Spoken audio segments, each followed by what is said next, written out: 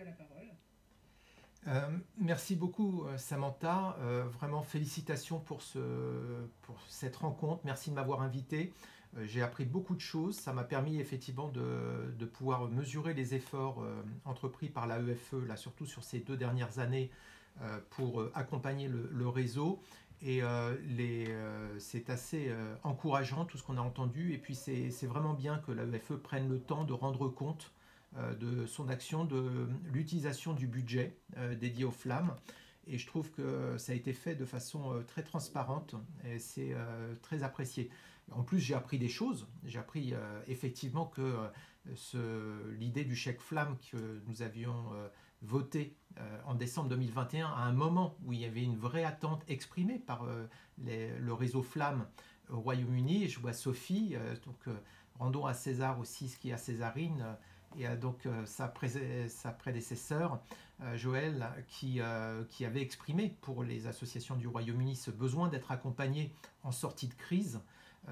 Savoir que l'AEFE l'a fait me réjouit, et je pense que ça mérite d'être souligné, et ça me permettra justement de les remercier à l'occasion d'un prochain conseil d'administration, parce que c'était vraiment important.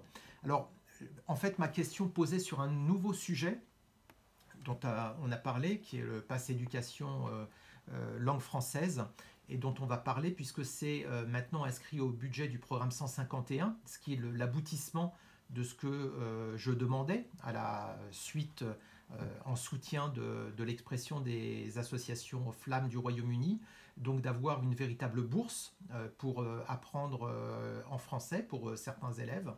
Et donc, c'était une promesse du président de la République. C'est dommage que Christopher soit parti, parce que c'est quelque chose sur lequel, justement, il a été un aiguillon pour que ce soit dans le programme du président de la République.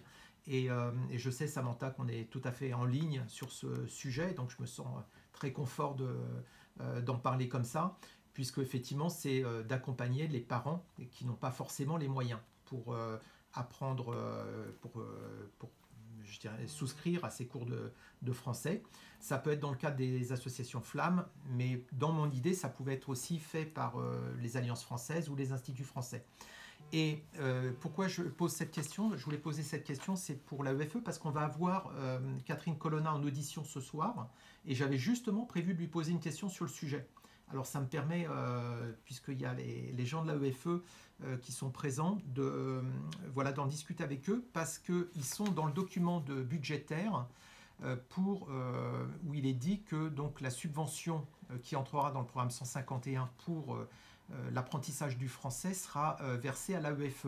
Je voudrais vérifier avec eux qu'il y a bien toujours le million d'euros qui est dans Flamme dans le cadre du 185, et que ce million d'euros qui est pour l'apprentissage de la langue française, c'est bien 1 million d'euros en plus.